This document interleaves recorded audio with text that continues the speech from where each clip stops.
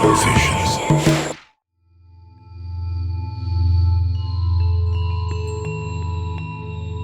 Welcome to episode 7. I am Jim Conrad, aka Cono, and this is Cono Vision, the spirit of storytelling.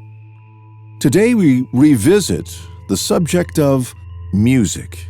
We visited earlier in an episode with friend and true audiophile Bill Ryder, and his story of how music was a pervasive story in his life. On today's episode, we'll hear from 4 people who have been involved in music from the very beginning of their lives. Mark Holden, musician, songwriter, performer, recording engineer. He'll talk about his experiences with music. As well, 3 giants from the local Vancouver radio and records industry from the 1970s and 80s. Dr. Don Shafer, Ph.D., former program director of CFOX in Vancouver, and Frank Gigliotti and Dave Chesney, who were both record reps for CBS Records, one of the big monsters of the music industry. That's a bit later. But first, in an overture, we talk about the neuroscience and the evolutionary roots of music and how we are all born to sing.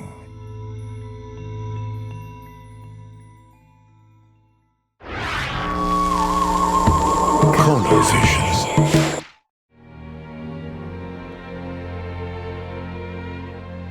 Music permeates almost every human culture on Earth.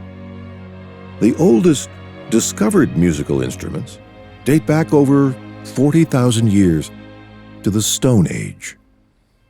But scientists believe music itself could be much older than that, originating alongside language in early hominid communication. So why did music become so ubiquitously woven into the human experience over the millennium? Evolutionary psychologists argue it conferred significant survival advantages to our ancestors. In prehistoric times, music facilitated tighter social bonding between tribal members. Singing and drumming together released neurochemicals like oxytocin, dopamine, and endorphins, inducing positive emotions that strengthened social cohesion. This allowed groups to cooperate better in hunting, foraging, child-rearing, and protection against outside threats.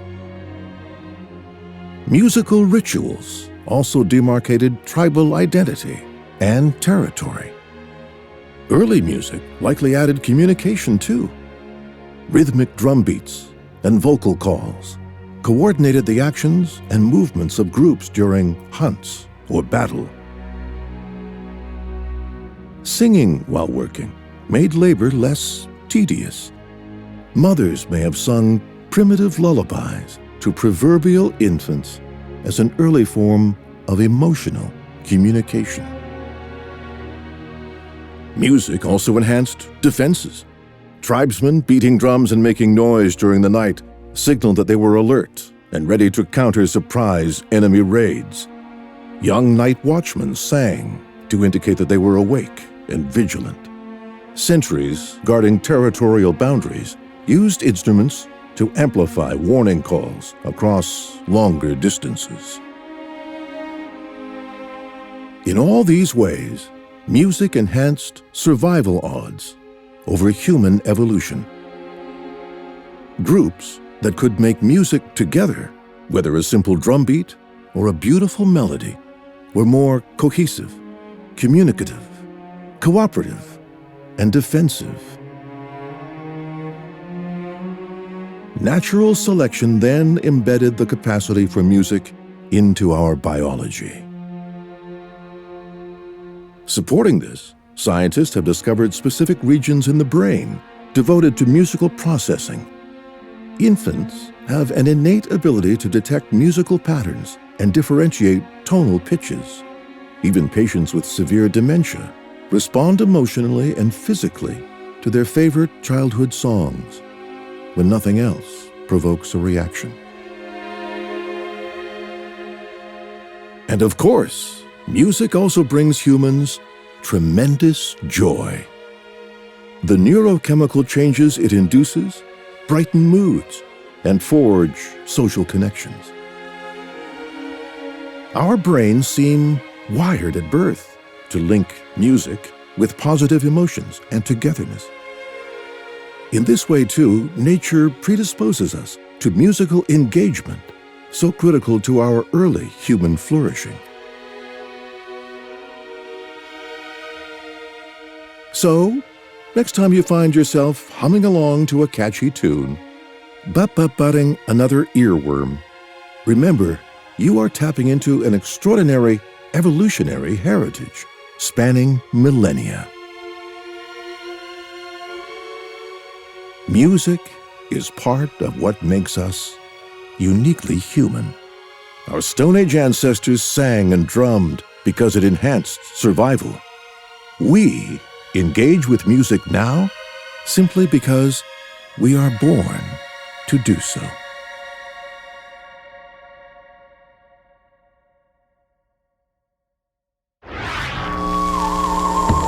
Cono Vision.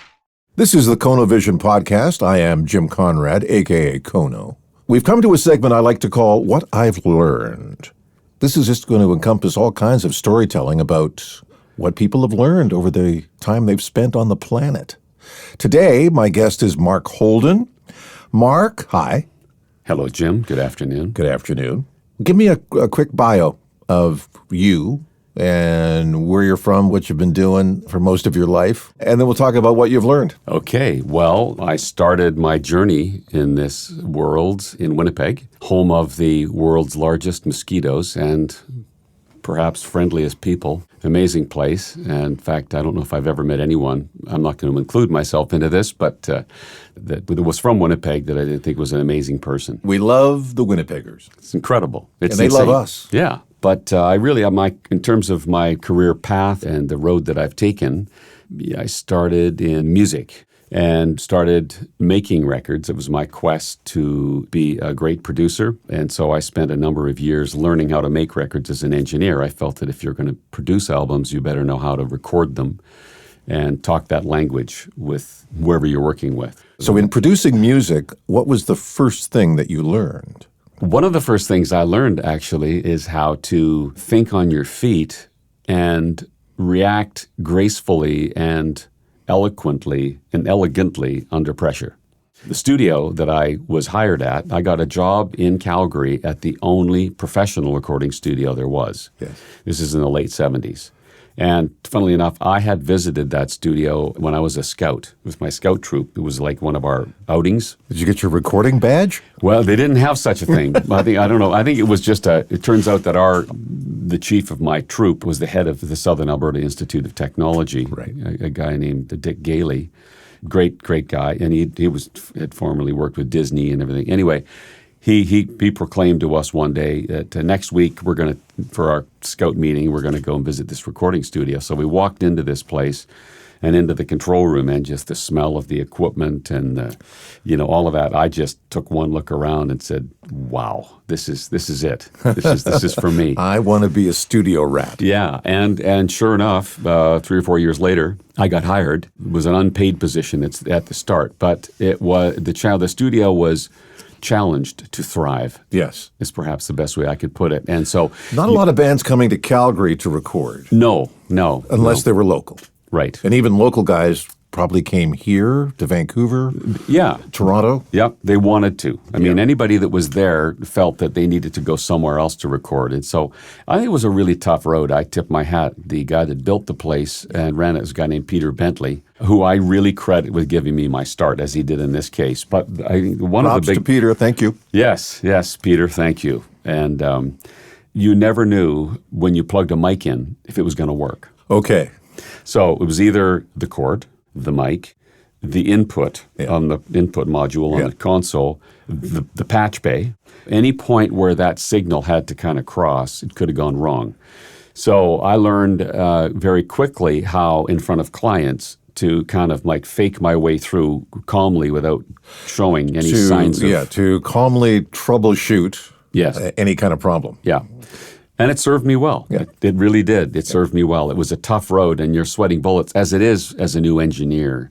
You walk into a session and, you've got this console and these tape machines and microphones and cables and headphones and all that stuff. And so, the learning curve was very steep. So you're nervous at best in those early days. But now, it helped you that you were a musician. Yeah, I think so. And certainly as an engineer, it helped that I was a musician. I could talk the language. I could, when it came to assembling tracks and having to punch stuff in, and I think I had a very musical ear. Yes. And so I think that helped me. And then when you became the band Boulevard, or formed that band, that was in Calgary with Calgary musicians, or? It was. Yeah. Yeah, it was, Jim. It was Calgary. I had actually kind of started formulating the project prior to Boulevard. It was called Modern Minds. And I started writing the material and working on stuff when I was working in Frankfurt, Germany as an engineer. Came back to Calgary to build a studio called Thunder Road. And it was during that time that I started to create this project that would become Boulevard. And initially, it wasn't even going to be a band. I just assembled a group of really good musicians, and we were just going to create... Kind of a studio project, Yeah. maybe release a studio album. Yeah. A lot of projects like that were happening in that time period. Absolutely. I mean, I think probably the one of most note, at least for me anyway, was the Alan Parsons Yes. project. The Mark Holden project. Precisely. Fashioned this after that. So that was kind of the early days of the band. And of course, I ended up moving back to Calgary, as I mentioned, and built the studio. And then at that point, I've got this tool that where at midnight and nobody's around, I can put demos down and, you know, all that. What have you learned then? Now we've got to the band phase of your career. What did you learn, and what have you learned about the music business? Wow. That's a There's a lot to unpack in just that there's one. a lot to unpack. A lot to unpack there. Well, you know, it's interesting. I mean, part of it is learning, and then now looking back, part of it is the ability to observe the way the business was and the way that it's gone. Mm-hmm. I mean, fundamentally, it's music and it's business. And what I definitely learned and was highly aware of early on is it is a business. And I think that, you know, a lot of my colleagues and fellow musicians maybe had a harder time grasping that. Yes. And I think that I was either blessed or cursed, I don't know which, Jim, with having both sides of my brain kind of weirdly conflicting, you know, the one side very creative and then the other side business. Well, that's the unique thing about our brain is that we can actually hold two conflicting, not really conflicting, but two opposite viewpoints in balance at the same time. Yeah. Without going nuts. Yeah, well, I think my ability to sort of navigate through the business side of things has become one of my skills, I suppose you'd put it. Again, there are times where I think, you know, as a musician, if I had just not had any interest in the business side of things and just played my instrument, I don't know if it would have changed my path any, but to be honest with you, I think that I've gotten a tremendous amount of joy out of being able to navigate through those waters, and my understanding of the business and how it works, and my ability to kind of nurture relationships, I think has really helped in what I've been able to create. In your success. Yeah. So give me a story about the music business, something that completely took you by surprise. Okay. Well, I'll tell you a story. Okay. So, yeah, Boulevard had been signed to MCA Universal in 88. That's a big signing. It was a big signing. Yeah. And it was a big signing. MCA at the time probably was one of the largest record companies in the world. One of the big four. Yeah. Absolutely. Mm-hmm. And I'll start this story in Calgary. I had written a song called Rainy Day in London. Thinking about that rainy day in London town. And I was sending tapes off. At that time, nobody in Canada would pay any attention to me. So I would this particular song, there was it and another song that I put on a cassette. I'd sent them to the labels in Canada. And then I always sent what I was doing to this friend of mine, Rudy Rockenshaw. That is her name. Her and Bob Rock should get together. Wow. Rudy Rudy Rockenshaw. Wow. Yeah, and she was a radio host, backup singer, and I'd met her in Frankfurt, and we worked a lot together. She'd come down from Hamburg and get hired to sing on various sessions that I was engineering. So she became a really good friend. So anyway, I sent her a copy of the tape. The band ended up getting signed in Europe with CBS, a different label, and this was the very beginning. Yeah.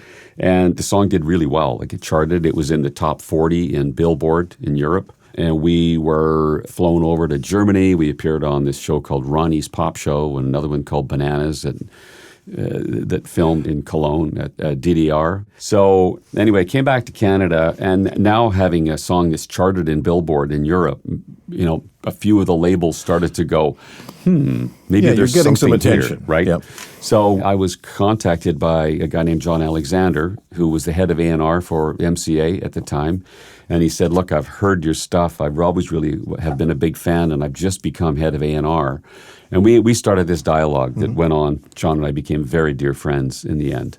He ultimately, I was back and forth, and then myself and Randy Gould, our guitar player, wrote this song called Never Give Up. And I demoed it, and I sent this off to John, and he kind of freaked out and said, okay, I'm coming to Calgary. Loved it. Loved it.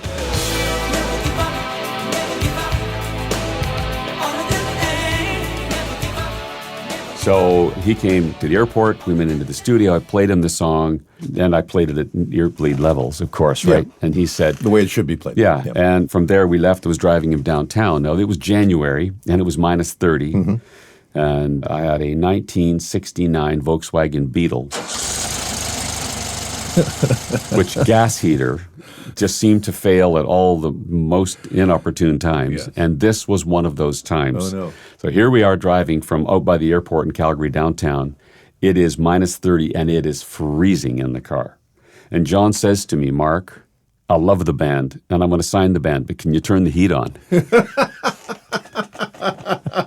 It's not a deal breaker, Mark, Yeah. but could you turn the fucking heater on? So I looked at him and I said, John, I was like, oh my gosh. I said, John, it's broken. Oh, no. But I hope you'll still sign the band.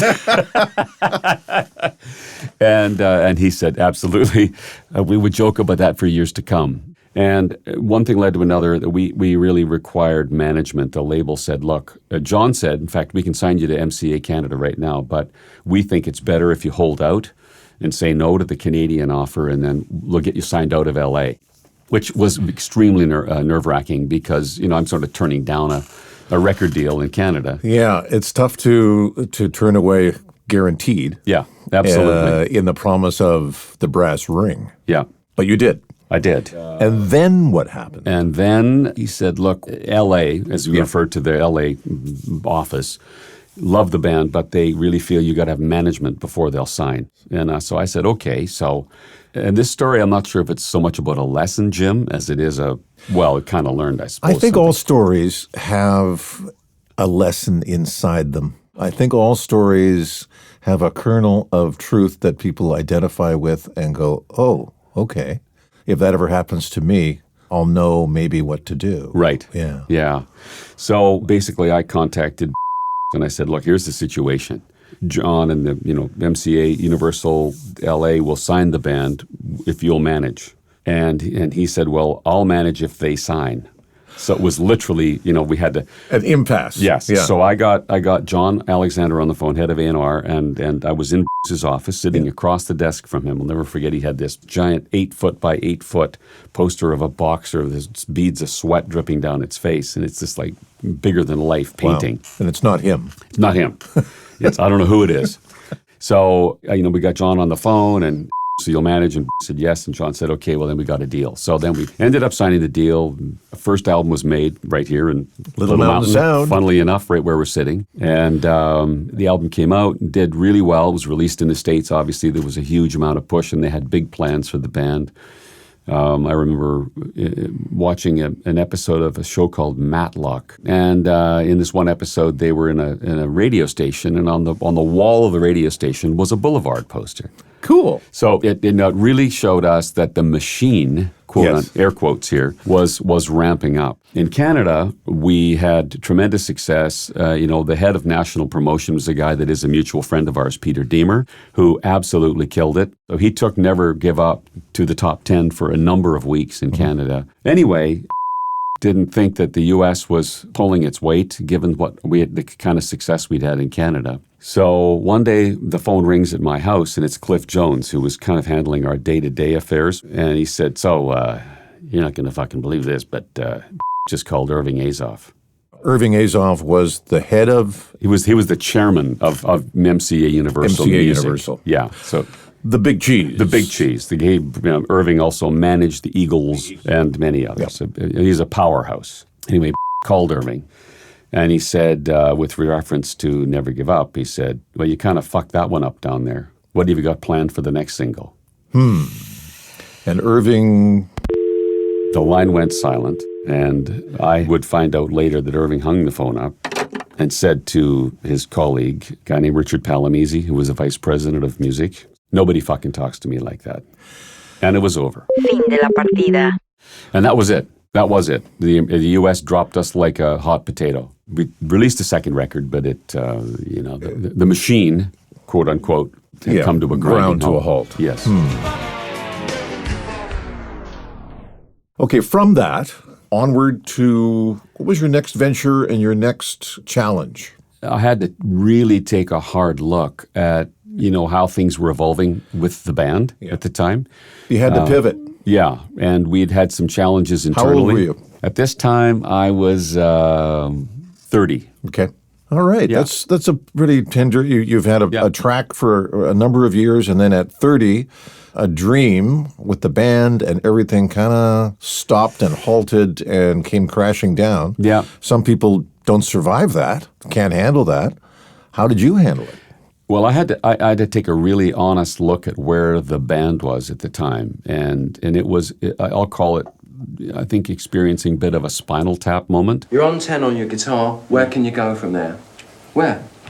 I don't know. Nowhere, exactly. It kind of exploded. I basically said, "Look, I've had enough. I've been driving this thing from the very beginning. I started the band, created this group of guys, and it had been a great run, but I was sort of done." Yeah. What I learned there, and I knew it, and I actually said to a couple of guys in the band, we have to remember what it is that got us here. It was our music. It was it was our sound. It was the alchemy that produced your music. Yes. Yeah. Absolutely. And I would say that to any band out there that is struggling right now. I would say sometimes you kind of have to put some of your little personal things aside. And it's really about the greater good of the band and the project. Yeah. Because you might win your point. However, in the end, if you cratered the vessel, the vehicle that was carrying you, in this case it was our band, in the process, then what good was it being right?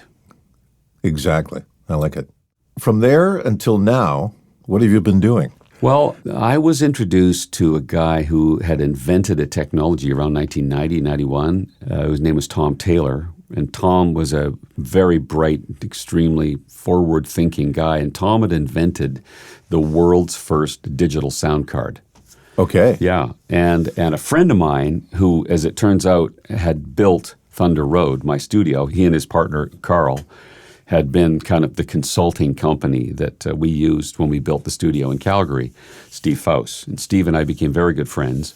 And Steve called me up out of the blue, and he said, "I've just invested in this company, more specific in this guy and his invention, but they need somebody like you that understands sound and understands, And in the meantime, I had also been doing sound for film part-time to support my families. I had my wife and 2 young children at this time. So he said, "Look, would you meet with Tom and see if you can help him?"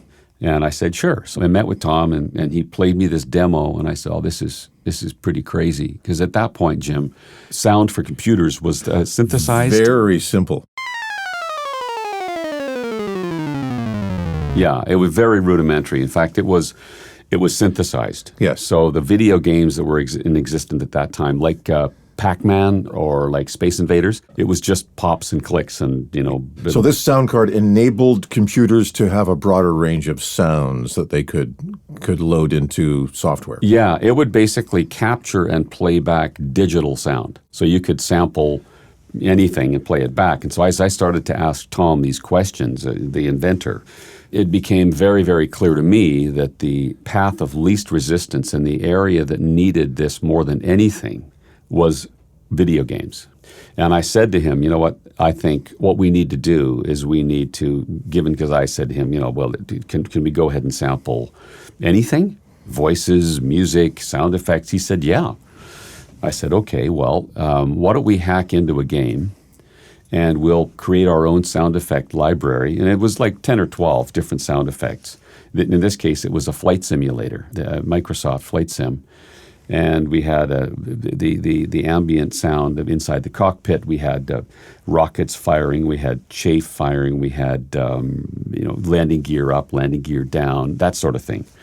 And we hacked into this game. And this is fascinating. Yeah. So the evolution of gaming sound started with your company? This company called M Sound in Vancouver, right here. And so Tom said, are you sure? And I said, Tom, I'll tell you what, mark my words, one day the video business will be bigger than the movie business. Yeah.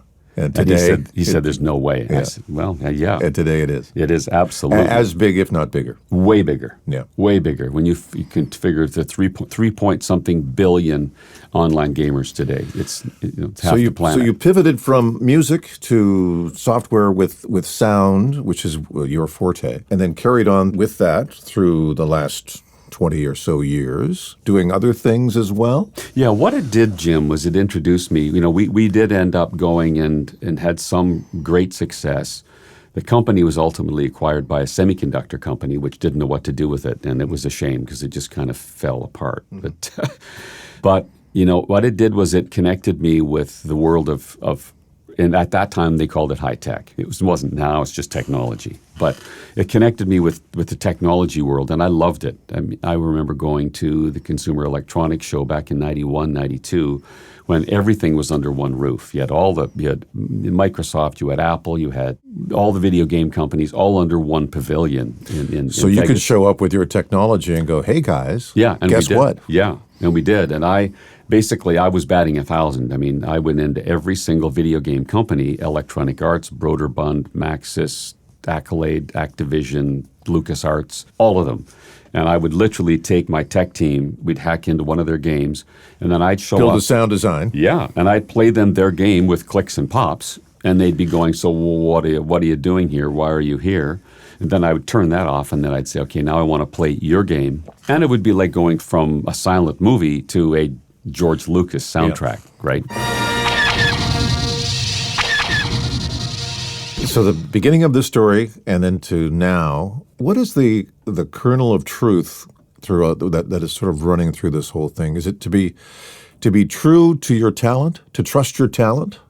I think I've always had an ability, or been fortunate enough to be able to read a room. What I mean by that metaphorically is I can kind of take a look around and say, in this case, as I did, here's a sound thing. One could easily have just said, oh, that's really cool. But not see the opportunity. Right, exactly. And I seem to be able to connect those dots. Keeping an open mind. Mm-hmm. Yeah. And I think one of the biggest things that, if you're asking me about the things that I've learned over the years, that is, and this is going to sound cliche, we've heard it a million times, but trust your instincts. And the difference between fear and instinct is sometimes an extremely fine line and very, very difficult at times to determine the difference. The fear emotion and the instinct. Instinct is telling you, maybe not such a good idea. Is it that, or are you just afraid of failing at this? And I think, I'd like to say I've gotten better at that. I think I have. How is your relationship with fear? It's good. Yeah, I am. Because you understand you can't eliminate it. That's right. You just have to recognize it. Yeah. And at least that's what I've learned. Try to create a relationship with it. That's right. And I think for me, one of the things I do is I very carefully look at who's creating the noise and the stories that are being made up in my head about that fear are me, right? I'm afraid of that because I just made myself up 5 different reasons when in fact, if I just stop for a second and look at those 5 reasons, they may or may not be true or effective or valid. But that's it, making up the stories in my head that have caused the fear in the first place. Well, as Nietzsche said, someone is ruining my life. It's true. You are. Yeah. Because of your fear. Yeah. And recognizing that and working through it enables you to be successful. Mark Holden, thank you for being on the Cono Vision podcast. Well, it's my pleasure, Jim. Cono Vision. And now it's time to talk about the music business and how radio and records played a very important part of that business. I want to introduce my 3 illustrious guests, Mr. Don Shafer. Hi, Don. Hello, Jim. Frank Gigliotti. Hey, bud. And my good friend Dave Chesney. Nice to be here, Jim. Thank you. And my relationship to you guys is I'm from the radio business way back when. Don, you were my program director at CFOX back in the early 80s. Albeit a bad one, but yes. Okay. Yeah. Frank, you were a record rep with CBS Records. Albeit a bad one, but yes. Oh, the mock humility in this room is getting really high. And Dave, you were with CBS as well. Good one. A good one. Yeah. Good one. You were the good guys. Yeah. Had to always be a bad guy and a good guy. So back in the day, I know that we haven't prepared anything, whatever, but give me, Don, a story about what it was like when one of these guys would come in and try to get you to play one of their artists on the air. What was the procedure? They would give you a call and say, "Hey, I got this hot record. You got to listen to it." Sometimes there was a procedure, and sometimes there was none. But we they just ambush you. We worked at a time when we were developing a brand new format. We didn't even know what it was. It was somewhere between progressive to AOR to. It had a bunch of names. Abrams, Burkhart, Superstars. Well, that was after. That would be after. That was later. That's when it actually started to get sophisticated and run by consultants. Right. And that's when it started to get squeezed. Yeah, but it was a really nice time. It was a fun time. And these guys would either show up or call. I think we got to a point where it became a regular occurrence. It became an appointment. But it wasn't out of the question to have these guys show up and say, "I got a great song," and we would say, "Great, let's put it on the air." And that just doesn't happen anymore. No. The thing that I really liked being on the air and mostly... Now, you were Shafer in the box, weren't I you? met these guys when I was on the air. But when they walked into a station, into a studio and said, "This is a killer track," it was. And you would have no hesitation to put it on the air, never having heard it before, and sharing it. Now, you guys, being record reps, would you get the edict from on high to say you've got to promote these guys, even if the band was shit? Yeah, we did. And most of the time we just ignored them, Good. And it was a reason for that. It didn't do us any good to go in and get a record played that clearly didn't fit the audience of that station. So we did our homework, and we felt we knew what was going to happen on the air and what was going to work good. The problem was that if we got a record played that shouldn't have been on it, the station would have lost the audience. But worse for us is that our salesmen would put all of these records into the record stores, and then we'd end up eating them because the audience didn't like what they were hearing. Did anybody see the one and only season of Vinyl? Yeah. Horrible. That's rock and roll. It's fast, it's dirty, it smashes you over the head. So I saw a few episodes, Dave, and then I made a mental note. I say, I know guys who did exactly this, so I got to find them and ask them how true was it. It was kind of like really fictional. No, there were elements of truth, and we'll leave a name out of it, but everybody in this room, certainly on this side of the room, knows a certain A&R director in Toronto that was almost a caricature of that person. But to just back up and finish off what you said to Shafe, all that we had was our reputation. So to echo what Frank said, we could only go into Shafe or whoever and say, "This is a monster record." Only if it was. If we really believed in it. You had to do the company, did you talk to Shafe about that record? Yeah, I talked to him about it. He's looking at it, But when you go in and slam your hand on the desk and say, "All right, look, we're taking this one downtown," you can either do it now or you can do it later. So that type of passion, I think, I would never hooer myself. It's all I had. Yeah, you had your reputation, that was it. In this business, at every sector of this business, and it still exists today, is will someone take your call? That gives you the power. In the old days, it was the Rolodex. So who could you call? We were in the service industry. I mean, it's what the radio stations played. They played tunes, and we had them. In those days, if you wanted a Bruce Springsteen record, you could get it from one person and one person locally, and that was Frank. If it was Michael Jackson or Cheap Trick or whoever it was, on the Epic side, you had to talk to me. Yeah. Well, eventually record companies just gave away all that power to indies and then digital distribution. I mean, I have no idea. I don't even know whether they have promotion people anymore. But in those days, we had it. We had the exclusive. We could walk into a radio station and there is your first listen to the new Cheap Trick record. Shafer, who, in your mind, was a standout break? Who did you break when no one else had heard this band, and all of a sudden these guys brought a band? I probably have to rely on these guys to remember. My memory's shot. We worked at such a great time in music where it was developing, and we caught that ride between the end of the 60s into the 70s and 80s, and it just kept going. And every week there'd be another dozen wonderful bands. I mean, it could have been Santana, it could have been Springsteen. I think you have to ask that question by categorizing Canadian or international. That's right. Right, That's right. because obviously, definitely a separation there. Especially in the 70s and 80s when I worked in the business. So Huge a separation. Canadian band, the rap was always, especially with your American counterparts, well, if you didn't have that 33% rule. If it wasn't for CanCon. This band would never be played. Yeah. Let me tell you something that was really interesting. Okay. Canadian music, when I was there, before Celine Dion, before everything was Canadian, we got 30 to 33% of the airplay. And the listener didn't know that it was a Canadian artist. Our Canadian artists were selling maybe 3 to 5% of the catalog. That was it.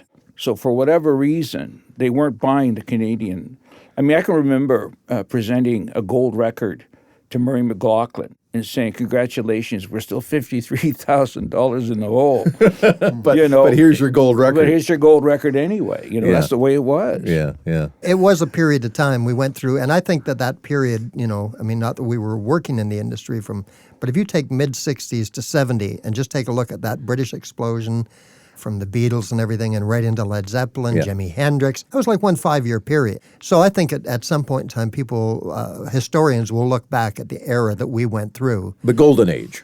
Absolute golden age. Absolute golden age. But to itemize, one of the things that CFOX Radio, when Don Shafer was there, was an act that I had, and I'd received an advance cassette. So we got advance cassettes, which was a common thing, and it was like, listen to this, we're going to release this record in 3 months, and, just get yourself familiar with it or whatever. And the Stevie Ray Vaughan Texas Flood cassette came in, and I listened to it, and I was like, wow.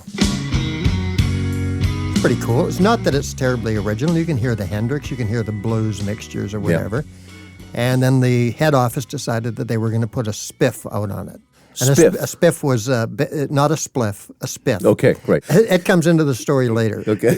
So it was basically, whatever region across the country, because we had 5 or 6 promotion reps across the country for various regions. So I listened to it and I thought, okay, well, I can win a compact disc player. Woo! Yippee-ki-yay. Yippee-ki-yay, motherfucker. The magic part about that was, I thought, okay, well, we didn't get the impression that the U.S. was going to be there for us, because quite often, as Frank identified, we busted our hump to try to break the Canadian acts, and quite often had to follow the U.S. lead. But I thought, you know what? I need a CD player and $500. I'm going to figure out something else. So Rick Shannon was the music director of CFOX in those days. So rather than going straight to Rick, I knew through the station that there were various people, copywriters, George down in engineering, blues acts, people that would dig blues. And I went down to the Yale with a bunch of cassettes, and I gave them to every drunk that could sit up straight.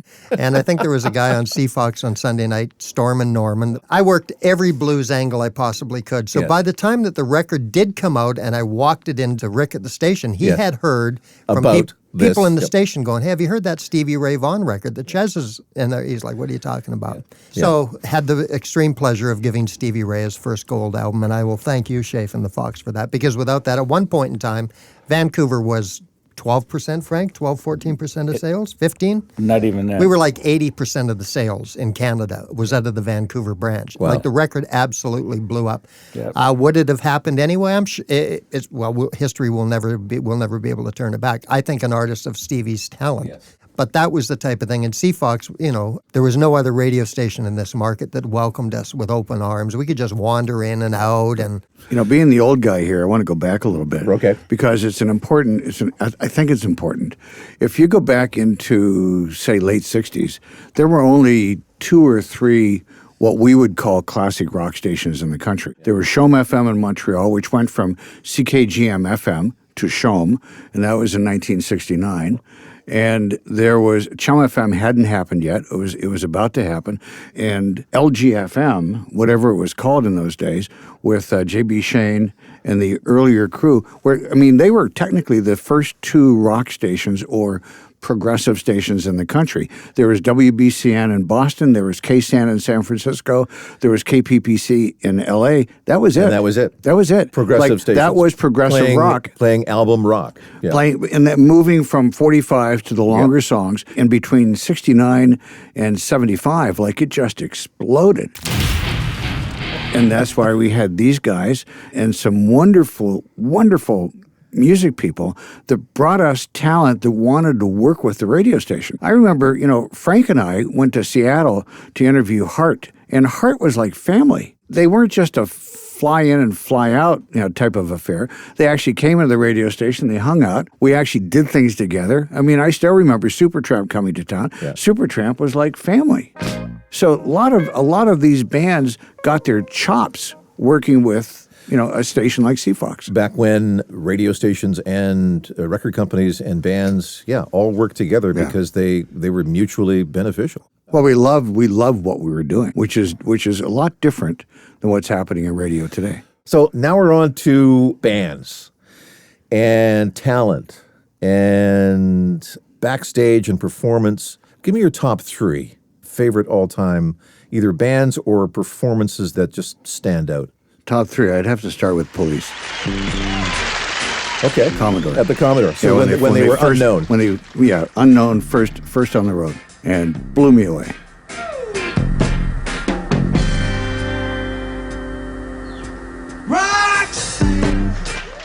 Frank? Billy Joel, especially in the early days.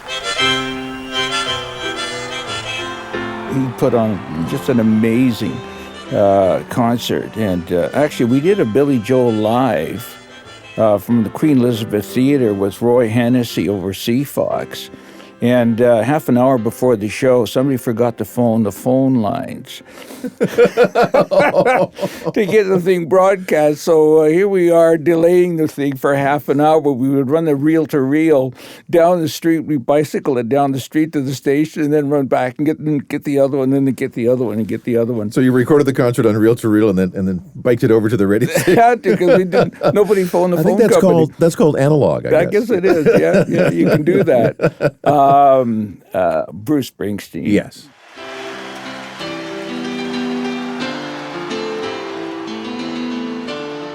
Well, I remember taking the real Roy Hennessy in a limousine down to Seattle. It was just before Christmas. It was at the Seattle Center. So, Springsteen comes out and he does his 4 hours, right? And he does Santa Claus is Coming to Town. He's got snow coming down on the stage.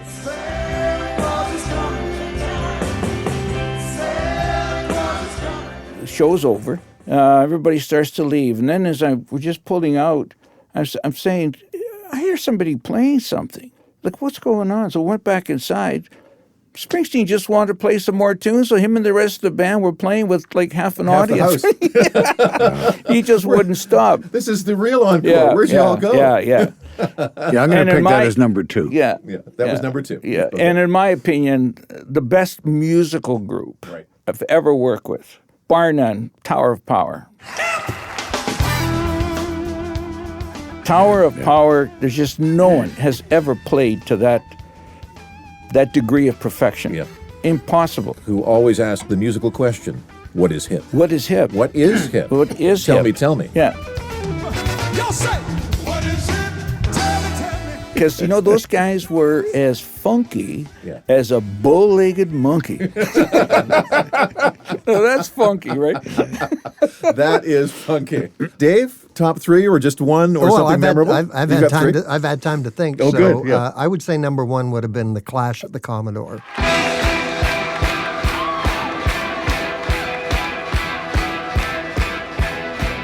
And I think everybody in the music industry in the Lower Mainland, every heavyweight, everybody came to watch them, and a lot of the detractors were there to watch them fall on their face. Oh, they rocked the place. That would be my top one. Wow. Number two, for personal reasons, would have been Barney Bentold's first show at the Commodore. Because as Frank identified, when you can work with an act that goes from scrubbing the streets... Busking? Pretty much busking. And Barney would often say, as he looked back on his career, that sold-out Commodore show to a Vancouver artist, you had arrived. And I think so that night, and to turn the hands of time way back when I met this bandito, Frank Gigliotti, for the first time, and I saw a little ad in the Rolling Stone newspaper, and Frank was one of the only... he must have had a girlfriend in Cloverdale because he was the only rep that would come out to see me. Those Cloverdale girls. Those Cloverdale, those Valley girls. Yeah. And so I had seen a little ad. I was a religious reader of the Rolling Stone and saw an ad, and it said, "Last night I saw the future of rock and roll," and it was Bruce Springsteen, John Landau. John Landau. So I immediately picked up the phone and phoned Frank and I went, "Hey, you got a record by a guy named..." Something like that, because I'd read a lot of John Landau's writing in the Rolling Stone. He said, "I don't know whether it's on release schedule or not. Let me check." And he called me back. He said, "Yeah." He said, "We got a record coming out. Greetings from Asbury Park." It's I said, "Well, obviously it's not something we would play at a country station, but I'll buy it if I have to." Well, Frank brought me. Not only did he bring me a copy of it when Springsteen played the QE Theater, right, Frank? Yeah, QE. Frank made sure I got a pair of tickets, those row 2 kind of tickets. Yeah. I left at intermission. I went home because I was so afraid. He'd played like 90 minutes already, and then there was an intermission, and I went home because I was so afraid that it was going to let me down. I didn't stay for the second half of the show. That's how good the first half was. To avoid being let down, you left the show halfway through. I remember that night. I like that. I remember that night. The sound in the theater that night, Dave, had to be some of the best we've ever heard, and I'm going to tell you why. I was there in the afternoon. QE's got great acoustics. No, always has been. It goes beyond that. It goes beyond that. There's Springsteen for 2 hours, white noise, pink noise, analyzing the room. And he's going, "I need 2 dB at 3K. I want you to drop, 2 dB or 1 dB at 10.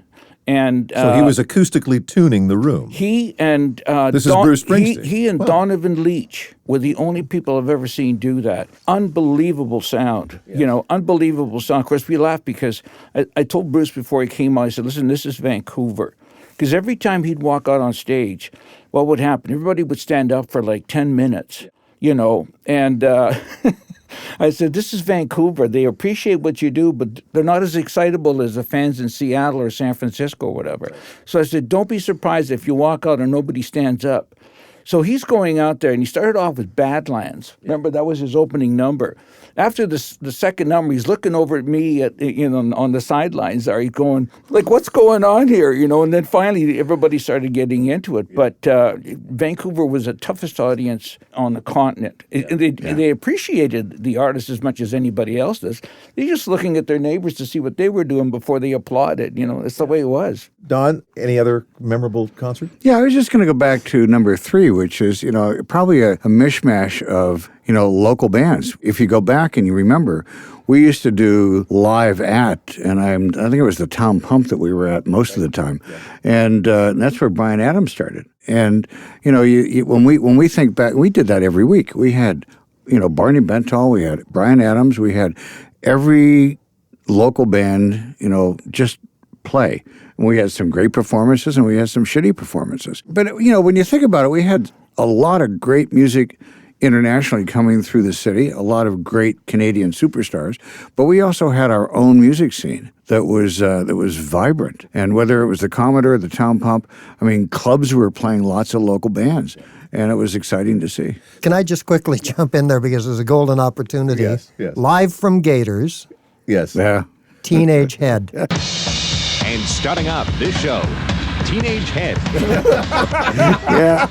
So I tell Frankie Venom, the lead singer, because the station's not Sorry, playing. once again, Frankie Venom? Frankie Venom. I love those punk names. So I tell him, I said, look, the station's not playing the record, but we got a live a shot to do a live broadcast. Right. So, blah, blah, blah, blah. And I said, so here's the information, it's radio station CFOX. Okay, you got that? Yeah. CFOX, got that, Frankie? Yeah. Yeah, I guess that's fine. So I think I'm stupid. One of the announcers, I'm not sure who, it might have been Sterling Fox or somebody from CFOX was there to introduce the band. Ladies and gentlemen, live from Gators, please welcome Teenage Head. Frankie Venom walks on stage and says, well, good evening, ladies and gentlemen. Coming to you live on radio station CU. Well, I was told not to say the word fuck, so fuck. I forgot that part, but the next morning, 8:30, the aforementioned Mr. Shafer calls me and says, Chesney, Yeah. you and that son of a bitch better be in my office in 15 minutes. So I get Frankie and we go down, and all that Frankie had to say for himself was, I'm crazy. That was a great rationale for anything. We were crazy. We're crazy. That transitions me to, I guess, our topic. That was then. This is now. You guys were there then and have been watching it, the evolution of the music business and bands and entertainment and radio over the last 30 years. How has it changed? I have mixed feelings about it, as you might expect. I loved what we did in the 60s, 70s, some of the 80s, but I loved that experimentation that, Frank or Ches or anybody could walk in the station and say, this is really good, play it, or trust me. And we could actually put it on the radio. The difference is that, we didn't know what we didn't know. We didn't have a formula. We weren't really that sophisticated. So what we did was love and gut. And playlist sizes could have been 2,000. But over time, they went from 2,000 to, I think some of the playlists today are 100 songs. Yeah. I think, unfortunately, corporate radio, has sucked the soul out of the beast. And, I don't say that unkindly. I understand the business of it. But we lost the magic. We lost the soul. We lost the ability, to Chez's point, I don't even know whether there are record reps anymore. I don't know if there are. But radio in the 60s, 70s. I used to fly down to Los Angeles once a year to listen to radio. 93 KHJ, Los Angeles, right? The Dr. Don Rose at KFRC San Francisco. They'd play the music, but they were so good that you waited for the music to finish because you wanted to hear what the jock had to say, and you listen to those old air checks with Robert W. Morgan or the real Don Steele or any of those, right? You sent me Coyote McLeod and the classic China Grove intro.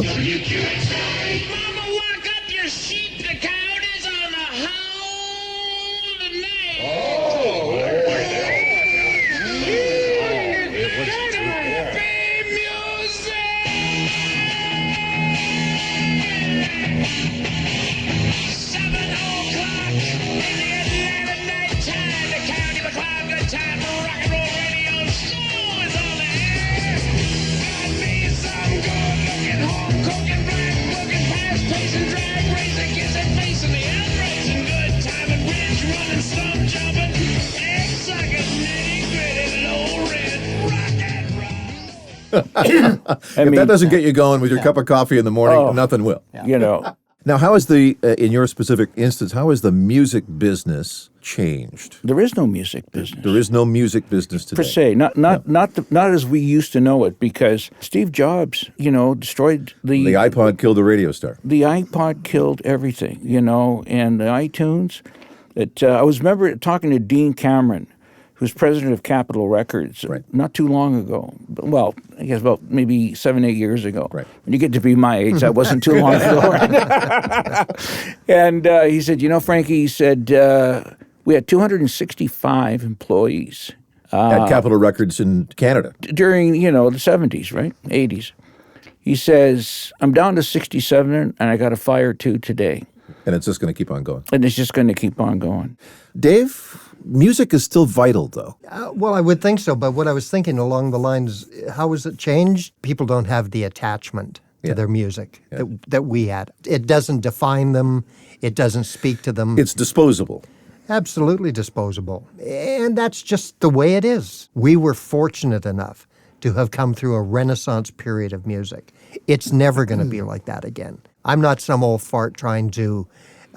Well, you are some old fart, but yeah, I was just happy that I was there. grateful for the experience of being Yeah, I part of it. listened, I get turned on to music, from friends and sometimes through Spotify or whatever. But I think the thing was when you talk about the Coyote McLeod air check, and as Frank talked about going to Los Angeles just to listen to KHJ, you're in a restaurant, the waitress walks over, drops your burger and walks away, you go, I don't really feel very good about this place. But if she walks up and goes, hey, how you doing today? Wow, I just saw you pull up in that red car. Cool. Hey, how you doing?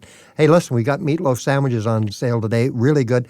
Can I get you a coffee? You're like, yeah, I kind of like this place. It's who serves it. Yes. And plus radio, they had the tunes. That's the only place you could get it. That's right. That was the only place, as I said before, the only place you could get Bruce Springsteen in this market was from Frank Gigliotti. If you wanted Michael Jackson, you had to talk to me. And Frank will remember these days of when CKLG and CFUN were competing against each other for our listenership.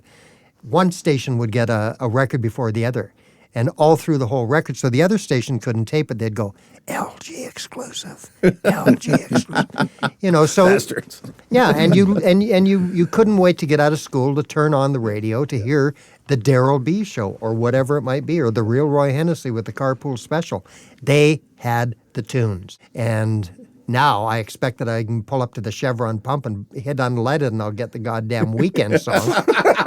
I just wanted to add to that, though, Okay, please. because there's a place where this starts to sound like, I remember when bread was a when, and nickel. it's never gonna be and there. I used to walk in the snow to school. You had a box, and we have some great memories, but not a lot has changed. I mean, to your point, I still like going on iTunes. I still like exploring and surfing for new music. So I find it one way or the other. But when you talked about radio and what's changed, for me, the biggest thing that's changed is this. You don't find this very much on most radio stations. It's too time sensitive. It's too compressed. It's too business focused or too advertiser focused. So why are podcasts doing so well? Why is NPR doing so well? And why do CBC ratings continue to skyrocket? Because back to what my original premise, it's about the stories. And those DJs told us stories about that music. The artists were great storytellers. Well, they were human beings, too. And to Don's point, I mean, we all remember the days of the BBM book coming out. And if it was a 15-station market, CBC was number 16. I remember hearing the story about the CBC French transmitter in Kitimat falling over. It was down for 9 months. And nobody noticed. Nobody noticed. Nobody knew. But CBC, Don, and what you have attempted to do with Roundhouse Radio is reflect my community back to me. Talk to me. I don't need an endless jukebox anymore. I've got that on my radio iPod. stations that are still out there relying on the hits, forget it. Absolutely. If all you've got to offer is music, you're in big trouble as far as me and especially the younger generations. Oh my God. That's who's listening to podcasts. But there was a period of time just up the street here when Tom Lavin of Powdered Blues, not that many years ago, opened up How to Be a Success in the Music Business. School. Exactly. And taught me to teach some of the business aspects of the class. And I would always love, there's a DVD, it's the story of CKLW, the Big Eight. And now, ladies and gentlemen, Jack Anthony. CKMW, Motor City Rock. Hello, 12 o'clock at the Big Eight. Words of wisdom today. Did you know that Beetle Bailey drives a Volkswagen? Now, all these hipster doofuses that were so cool, I would put that thing on and they would sit there with their mouths open and they'd just go like, oh my God, where? When did this happen? Is it going to happen again? Yeah. And so as far as radios, we could beat that one to death. But I still think somewhere, probably in America, just before they turn the lights out, they just flip the keys to some of the kids from the college down the street, and they just go absolutely apeshit. And with a radio, I mean, everywhere you go, you can find a radio. In your car, in your house, in the garage. Yeah. They're still out there. I'm not waiting for it to come back, but I think it could come back. But that immediacy, and we've seen now, it's the locality. It's got to be local. So we would want to turn on the radio and see how hungover Daryl B. was today. Or where did he go last night? Yeah, that's right. You know, he was out at the club. He went to the Cave Supper Club and was partying with the Trooper Boys or whatever it might have been. He was reflecting our community back to us. And I think that's what the consultants, never mind shrinking the playlists, they took the community aspect, the relatability, you know. And homogenized the product. Exactly. And, you know, there was a time when everybody was out on the street and it was fun. And I don't think it's coming back, but It may. might. Frank, you got a story? I do have a story that actually relates to Shafer. One of the best lines I think I've ever heard. When an artist used to come to town, we'd like to bring him down to CFOX to do a live interview. At this particular point, Muddy Waters was in town. Everything gonna be all right this morning. And I said, "Hey, Shafe," I says, Muddy's in town. He says, "Oh yeah, bring him by. I'd love to have a chat with him." So we're talking about all kinds of different things, you know. And then Shafe turns to Muddy and he says, "So tell me," he says, "does it ever, piss you off? Do you ever feel bad about the fact that all those years, you were starving? You couldn't make a buck out of anything because that's the way it was playing the blues, right?" He says, "And then all these new guys, Clapton and Beck, and these guys are stealing all your chops and making a fortune out of it. Does it ever bother you?" He says, "Well, Don, if I had the money, I wouldn't have had the blues." If I had the money. So Shafe looks at me and he says, "Wow." He says, "Well, what else am I going to ask him?" It was... That's a T-shirt. That's a T-shirt. I love that. Pretty amazing. Another quick story. Yes. When Willie lost, he was down, was it 13 million, Ches? On the tax thing, I was talking to... Willie Nelson, yes. Yeah, Willie Nelson. I was talking to Paul Rappaport, who was the L.A. promotion manager, and I says, "Hey, have you heard about Willie? Like, what's going on with Willie?" And he said, "Well, I was talking to Chris Christopherson the other day." And he said, "Did he talk to Willie?" He said, "Yeah." Well, he says, "So, Chris, what happened?" He said, "Well," I said, "Willie, you're $13 million in the hole because you got ripped off by your accountant. What are you going to do?" And Willie says, "I guess it would bother somebody that gave a fuck." Now, that's a good attitude. I like that. Yeah, I love that. I'm going to jump off the back of that Willie thing because I know we're wrapping up, and this isn't even my story, but it's one of my favorites that I just heard. This is about storytelling. So we all in this room know Jim Burns, great Yes. local blues man from St. Louis. So the little town I live outside of here, White Rock, Blue Frog Studios, has artists perform on a regular basis, one being Jim Burns, a fan favorite. And he told a great Willie story that Jim Burns had met Ray Charles when Ray used to come and do the telethon here. He was always the big superstar that would close out Sunday afternoon. So backstage, Jim tells a story that the first time he was in the same room as Ray Charles, he felt compelled to tell him that his next-door neighbor in St. Louis actually gave Ray his first recording contract. So there was an immediate click between Ray and Jim Burns, and over the years they became quite good friends. And so when Ray passed, he was invited to the funeral. So he goes, and of course, a star cast of people to get up to say a few words. And Jim says, "I'm sitting there," and Willie Nelson gets up, and he says, "All of us here, are going to miss Ray, great friend of all of us. And everybody here in this room knows that Ray was very passionate about playing chess." And he said, "We've all probably had to play a game of chess with Ray at some point in time." And he had a special kind of chessboard that I don't know whether it made some type of audible noise. I'm not sure. That doesn't matter with the story. But so Willie says, "So the last time I saw Ray," he said, "he, of course, roped me into a game of chess. And he kicked my ass." So I looked at him. I said, "Ray, next time we play, can we leave the lights on?" That's funny. Frank, Yes. Dave, Don, thank you so much for being part of my podcast. Thank you. The stories are fabulous, so thank you very much for coming. Thank you, Jim. Thanks, Jim. Cono Vision.